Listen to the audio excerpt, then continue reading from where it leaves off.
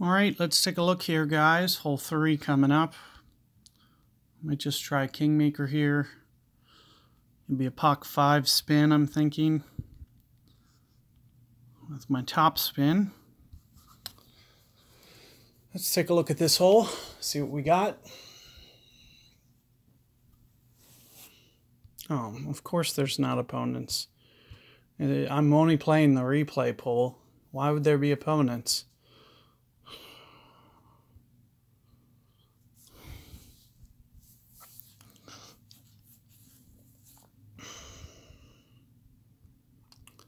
All right, so +3 there.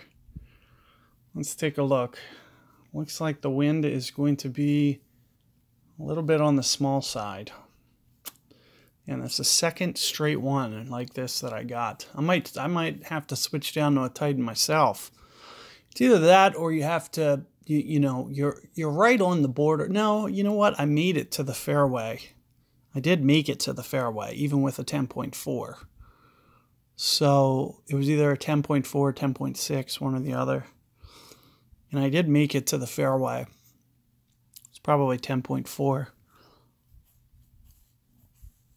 So I would anticipate that, you know, I could do it again. The one thing that you're going to have to do is you're just going to have to use less curl than I did with my last revision. Got a little carried away there. You know, as soon as I hit it, I kind of knew. And yeah, here it is again, 10.4.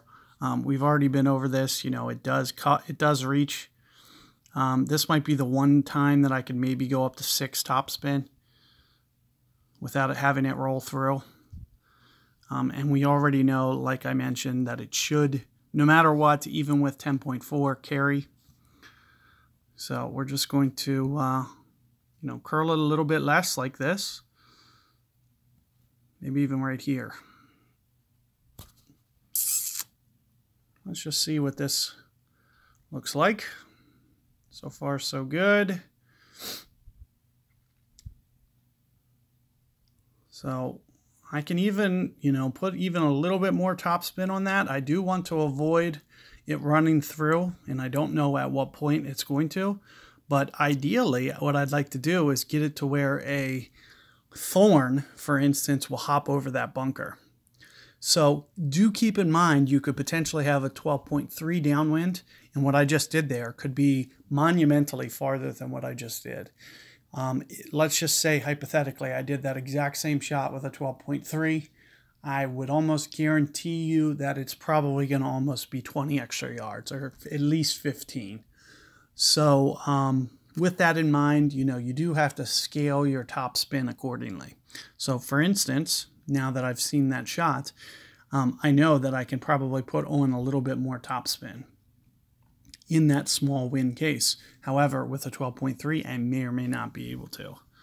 And here you can see that I am still just a little bit short of where I want to get it, because I'm still almost mid-club here on this B52. Let me switch here.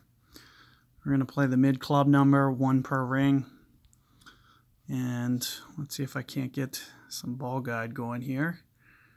Something like this, more or less, shooting down towards the hole. So let's just try this, see what it looks like. 11-ish rings. Ah, great ball.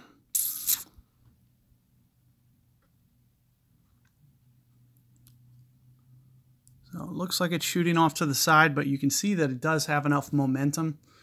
Another thing that I can do is I can either bring Saturn or Tsunami, and I might be able to just try to backspin it in there, to be honest with you, so I can land on the green. I may just do that and see if it starts to back up, because it might. So just to kind of get a revision like that, I am going to play one more round for you guys probably. And I'll probably, instead of, you know, trying to perfect this for the short term, I'll probably just go ahead and try to bring that for this hole and just try to see if I can't get it to start to back up. I usually don't do that in tailwind situations, but I do think at the level of the backstop there that it's quite possibly going to start to back up. So let's take a look at this. This is very similar to the tournament wind, but it's just a little bit more in the face, which means that you'll probably have to go more than the adjustment. I think I've been going pretty much the max number in this situation. With it being straight in the face, I'll probably use at least 15%, maybe 20. So between 15 to 20% extra with it being straight in the face. Let's just do 20. So whatever my max ring number is plus 20 is basically what I'll do. So let's see how my opponent does here. Looks like it's coming up short. That's yet another reason not to do the sniper. In that case, what was that, hammerhead? I wasn't really watching it, but you know, if there was ever a reason to do this shot, you know, it's going to be more consistent. I don't understand why people keep doing that hop shot. I'm a little confused by that one. So did I already do the plus 20? So 1 per ring.